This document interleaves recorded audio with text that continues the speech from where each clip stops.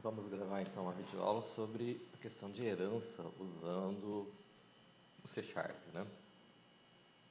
Veja bem, aqui foi criada uma classe Py.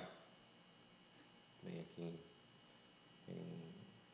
clique no botão direito dentro de projetos, adicionar, classe, e daí coloca aqui como código e pega como classe, certo? Aí mantém o nome, beleza. Então, o que acontece aqui? Eu tenho aqui a classe Py. Aqui eu coloquei ela como classe abstrata, né? Eu estou colocando como sendo uma aplicação console de pessoa, né? E dentro dessa classe abstrata eu coloquei o atributo código e criei o getSet, né? O set e o get aqui, o correto é você ter esse formato aqui, né?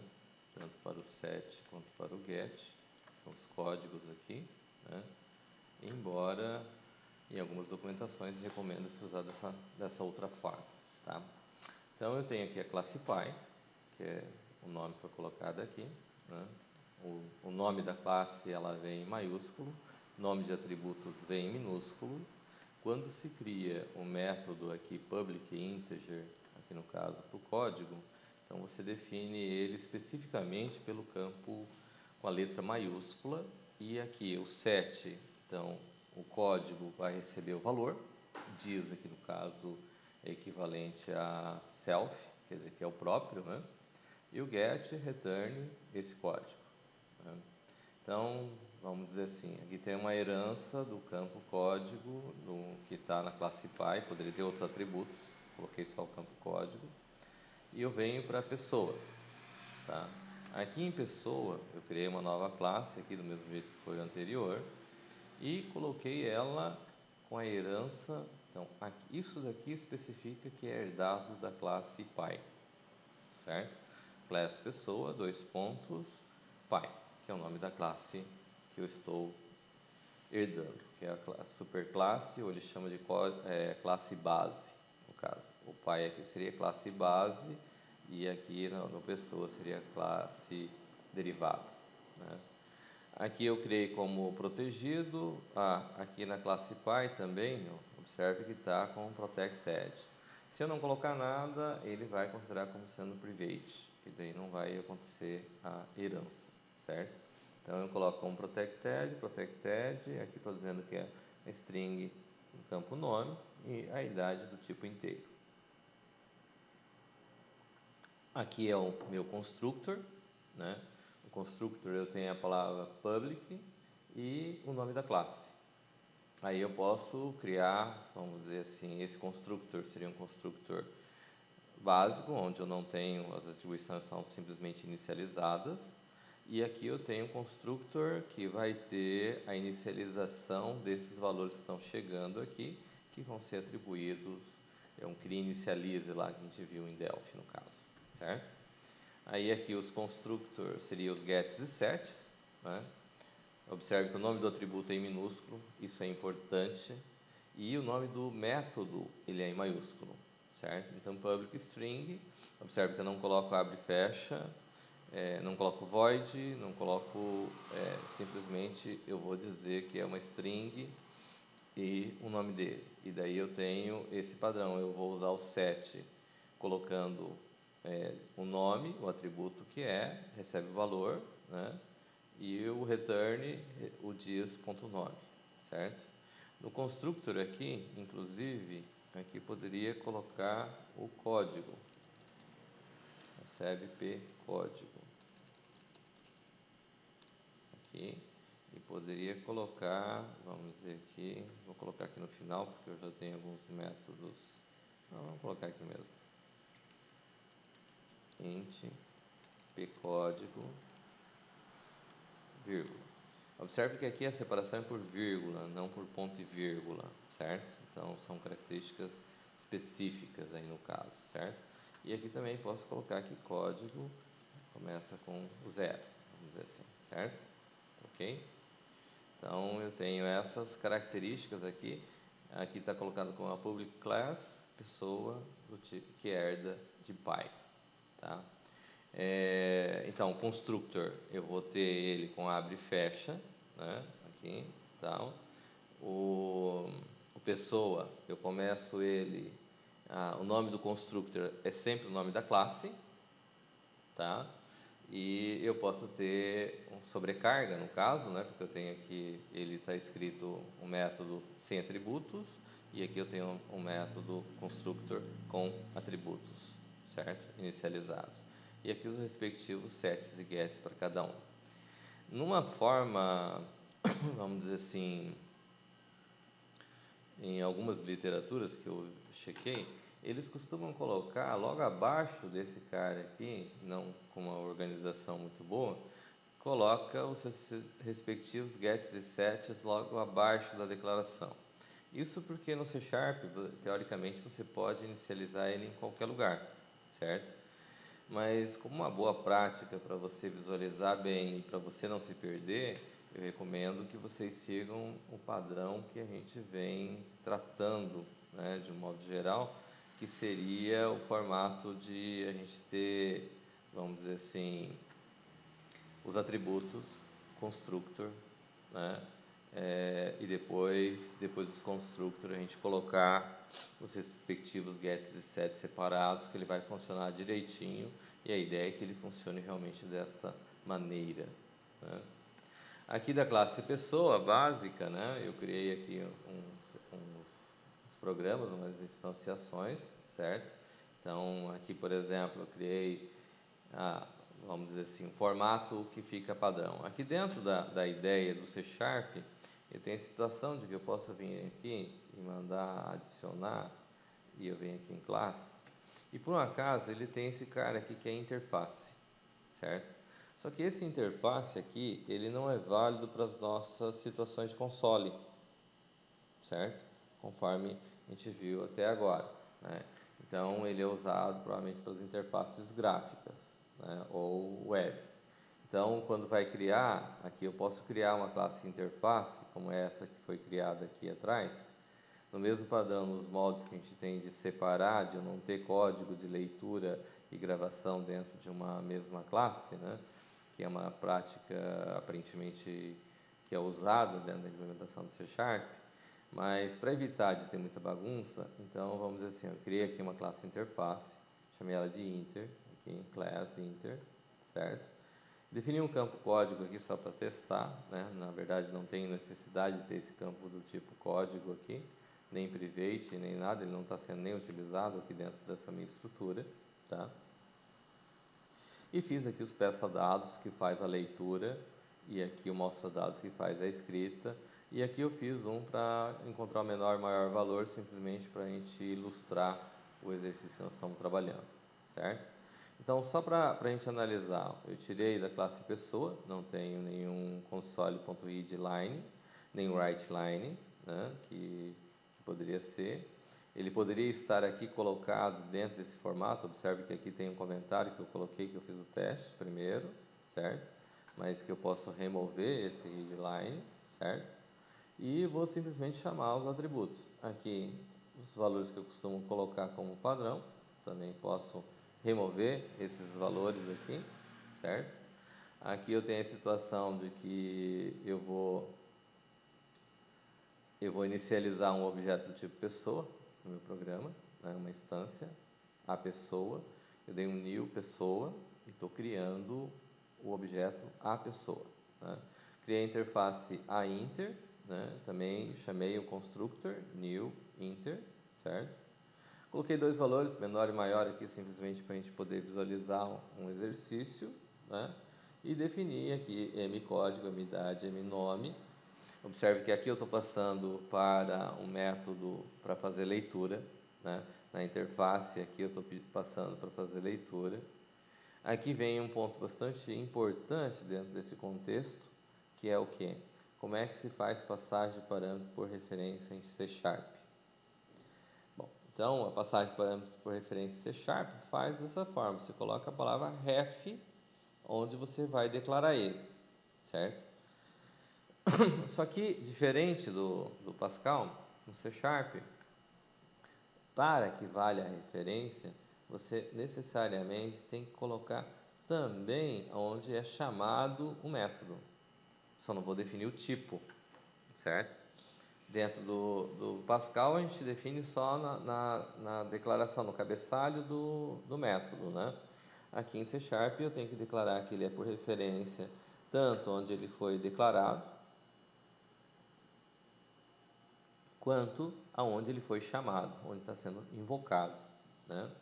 Então aqui eu faço a respectiva leitura dos dados, aí eu seto os valores, né? Então eu peguei o mcódigo que chegou lá e setei ele dentro do código. O método aqui, essa declaração aqui para explanar, quando eu crio o método setGet, coloco aqui como valor o retorno recebe this, ele permite que eu faça desta forma aqui, certo? Então eu vou setar o valor, em vez de eu escrever o set, eu nem tenho a palavra set referenciada aqui, certo? Observe que aqui o campo, o atributo da pessoa, ele foi declarado aqui em cima como sendo em minúsculo, ó, nome, idade, na classe pai, código, certo? Porém, quando eu estou invocando ele, observe que eu estou chamando ele em maiúsculo. O fato de ele ser em maiúsculo, o nome do atributo, e daí uma situação que pode acontecer de ter dúvidas com relação a este processo, leva em consideração que eu vou estar trabalhando com, mas é o cara aqui em minúsculo? Mas por que é em maiúsculo? Ele é em maiúsculo porque eu declarei ele, o método dele, para fazer o set e fazer o get, ele é em maiúsculo, a primeira letra. Então eu venho aqui, eu vou usar ele em maiúsculo, e esse caso aqui ele está fazendo para mim o set, certo? Ele aqui está como set, tá? Então, aqui ocorre como set, aqui também, então eu estou pegando o nome da variável e atribuindo para o nome, e o mesmo com a idade, tá? Aqui eu coloquei no menor e maior, coloquei a idade, que eu vou colocar um valor maior, e vou colocar um valor menor aqui no código, certo? E daí aqui embaixo eu criei um método para colocar em ordem crescente. Então, se o valor de A for maior que o valor de B, eu troco os valores, ele vai estar com o valor trocado e vai me retornar aqui. Observe que eu estou passando também por referência, né? Passagem de parâmetro por referência. E aqui dá para ver claramente, né? Eu tenho aqui a chamada aqui, só que eu não tenho declaração do tipo, não preciso ter. Eu só vou ter a declaração no método propriamente dito. Só que eu tenho que ter a palavra ref, indicando que é por referência nos dois casos, certo? Significa, provavelmente, que eu posso chamar de ref, se eu não colocar ref aqui, provavelmente ele não vai fazer a mudança aqui, tá? Mas vamos lá. Aí aqui eu chamo o método da interface mostra valores, que ele vai me mostrar os resultados, aqui, vai dar um write-ln no menor e no maior, ok? Mas eu tenho ainda a situação de que eu posso passar uma classe pessoa para o método aqui, certo? E daí aqui na classe eu passei o pessoa, é o nome da classe, pessoa, e aqui eu uso como get, tá? Observe o que é que eu tenho aqui. Nome do objeto, que está chegando por parâmetro, ponto, código, ponto, nome, ponto, idade, certo? Então ele vai me receber estes valores e vai escrever nessa sequência, o código, o nome e a idade, tá ok?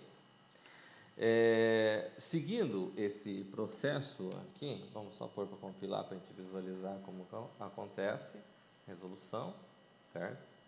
Então vou entrar com código, vou entrar com código 10, entrar com o nome Ana, idade 19 anos, né? Então observe aqui, em princípio eu coloquei ele para receber, o menor recebeu a idade e o maior recebeu o código, tá? Vamos pegar aqui para visualizar aqui, o programa. O menor recebeu a idade, que eu coloquei 19, e o maior recebeu o código, que eu coloquei 10, certo? Então o que acontece aqui para a gente?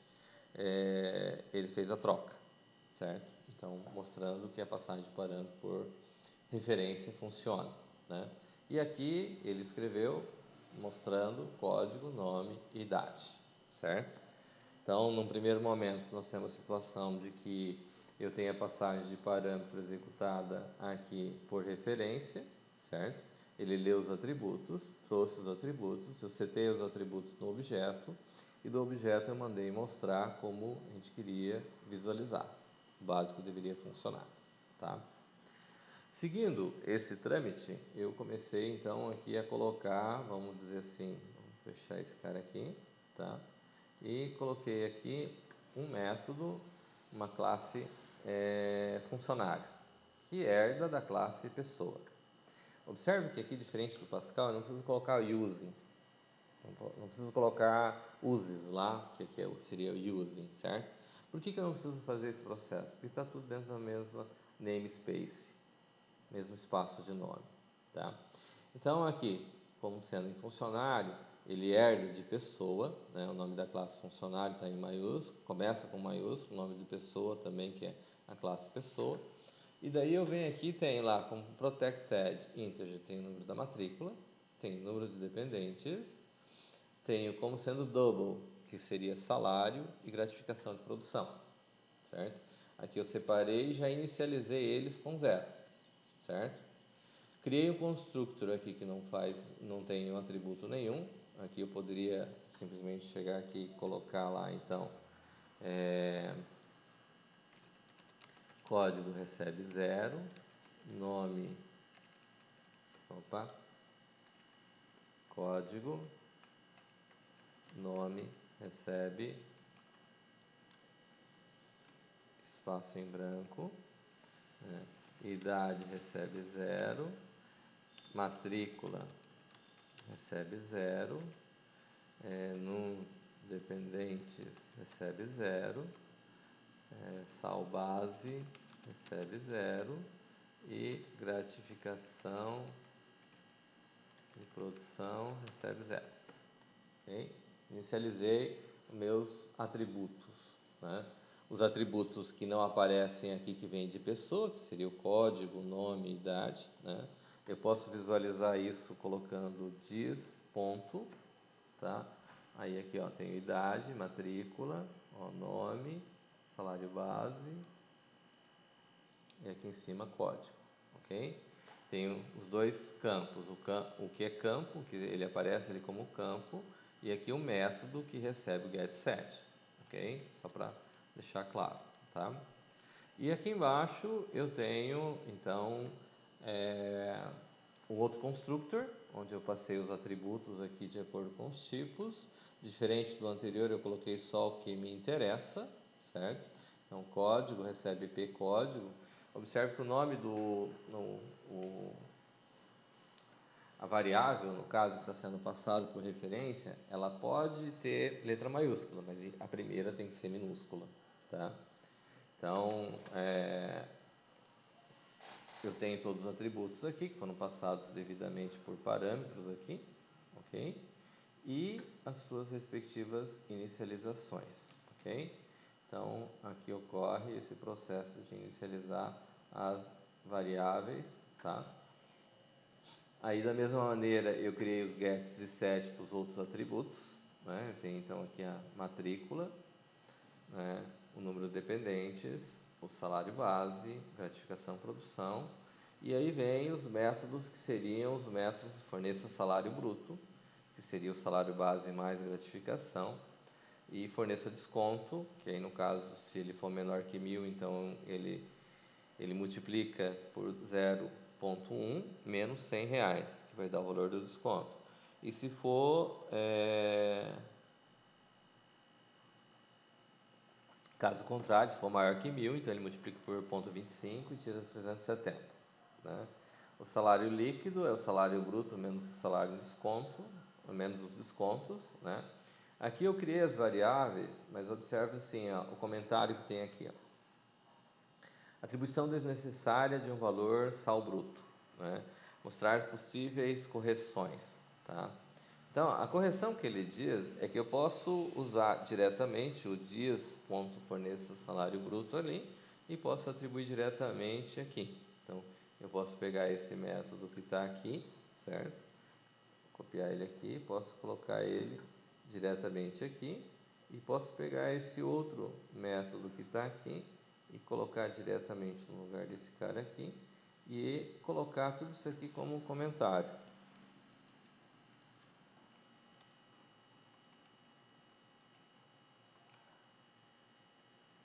Tá, e eu posso colocar tudo isso aqui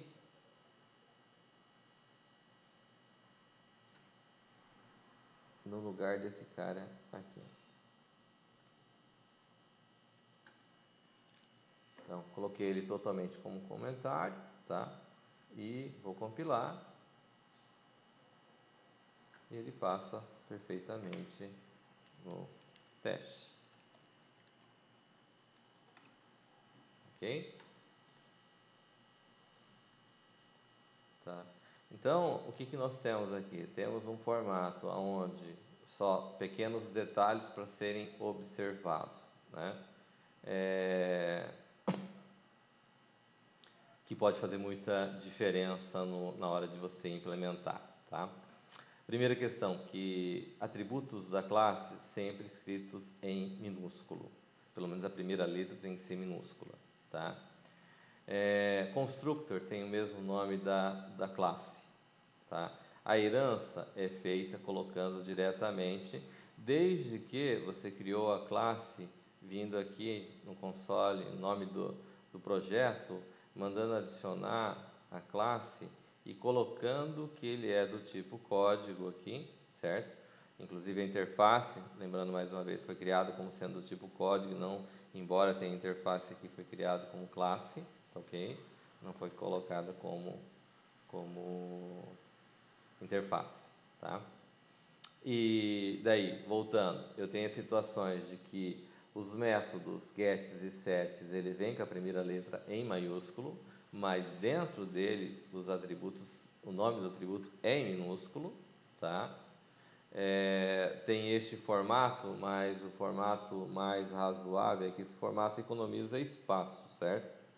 Mas, teoricamente, pela sintaxe do C#, o correto seria ter isso aqui desta forma e o get desta forma, certo? Que ele vai ficar mais claro, vai ficar mais limpo o código e vai transmitir exatamente o que nós esperamos, certo?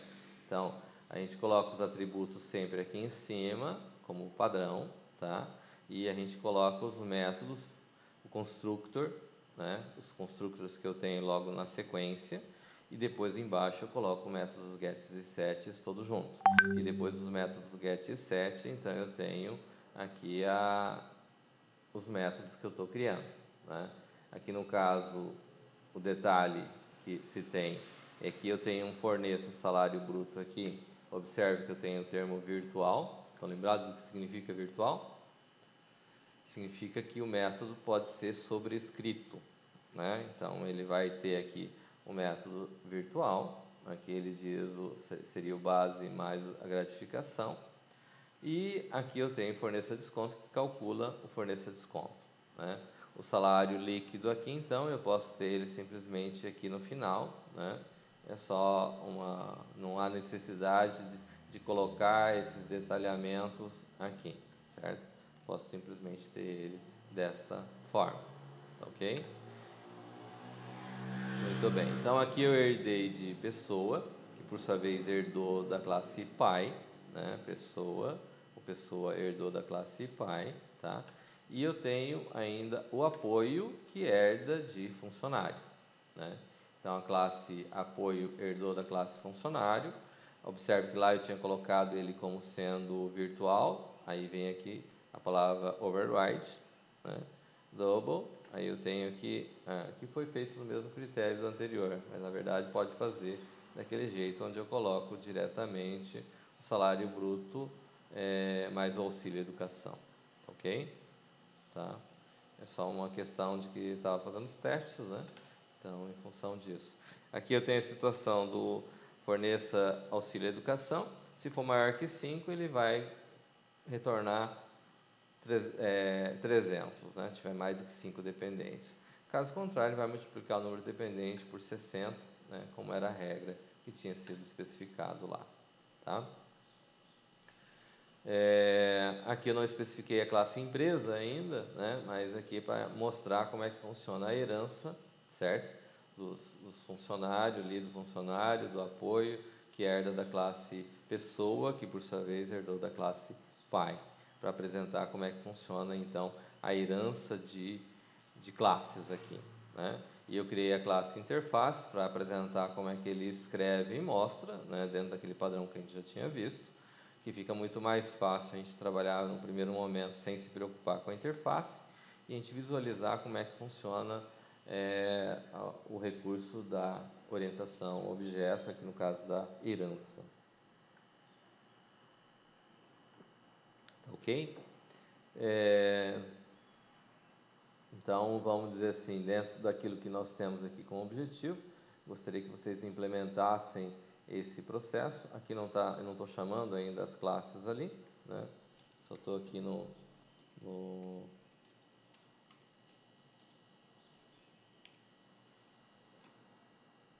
na parte do programa aqui, mas eu vou criar o processo ali para a gente poder visualizar como é que fica, levando em consideração o restante das operações. Tudo bem? Nós vamos ter alguns recursos que não vamos precisar mais, né? Mas de qualquer forma, aqui tem o processo de instanciação, usando o objeto já herdado, né? E aqui poderia fazer também aqui funcionário, o func igual a new funcionário. Aí posso colocar aqui sem atributo nenhum, ou eu posso especificar como sendo, aqui não coloquei nada, então não vai fazer diferença, tá certo? Mas só para demonstrar que não deu erro nenhum, e eu criei o objeto, certo? E ele veio e trouxe sem problema nenhum, tá bom? Então vou fechar por aqui, estou fazendo já algumas variações para a gente entender que existem algumas diferenças realmente, né? Aqui no caso desse, eu criei ele com a procedure, certo? Por isso que eu usei o termo void aqui, ok? Vou fechar por aqui e depois eu gravo outra videoaula com o restante, tá, vai?